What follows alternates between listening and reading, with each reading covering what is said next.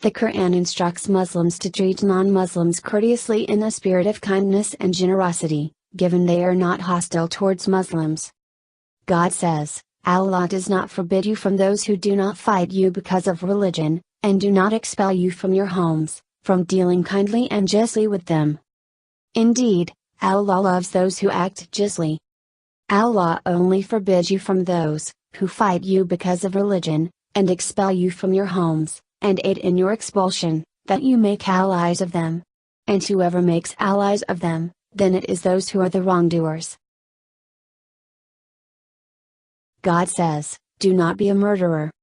Because of this did we ordain unto the children of Israel that if anyone slays a human being, unless it be for murder, or for spreading corruption on earth, it shall be as though he had slain all mankind.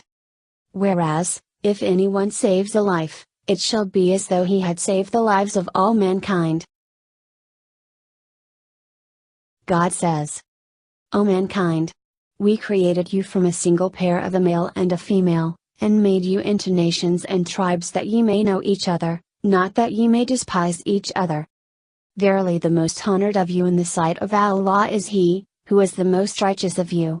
And Allah has full knowledge and is well acquainted."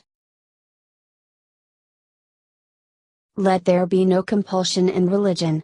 Truth has been made clear from error. Whoever rejects false worship and believes in God has grasped the most trustworthy handhold that never breaks.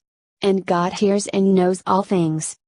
One of the fundamental truths established by the sacred texts is that no one can be compelled to accept Islam. It is the duty of Muslims to establish the proof of Islam to the people so that truth can be made clear from falsehood. After that, whoever wishes to accept Islam may do so, and whoever wishes to continue upon unbelief may do so. No one should be threatened or harmed in any way if he does not wish to accept Islam.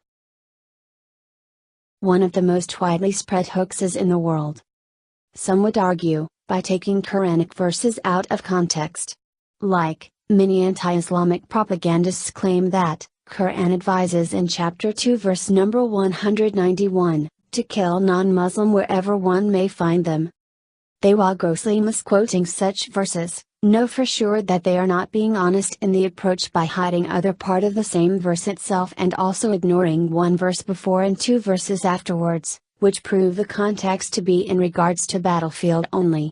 Plus fighting was permitted against those non-Muslims who had broken the treaties, initiated the fight, driven Muslims out of their own homeland, and committed worst barbarism upon Muslims. The amount of importance and respect given to minorities in Islam is unimaginable.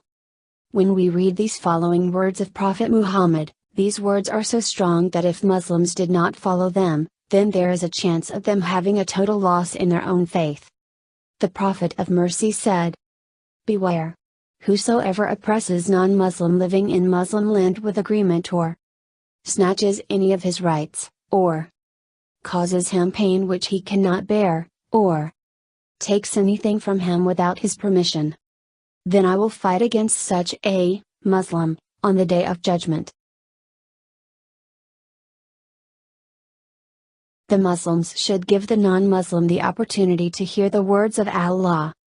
Allah says, "And if any one of the non-Muslims seeks your protection, then grant him protection so that he may hear the word of Allah, the Quran, and then escort him to where he can be secure." لقد أنزلنا إليكم كتابا فيه ذكركم أفلا تعقلون. We, your Creator, have certainly sent down to you a book, in which is your mention. Then will you not reason?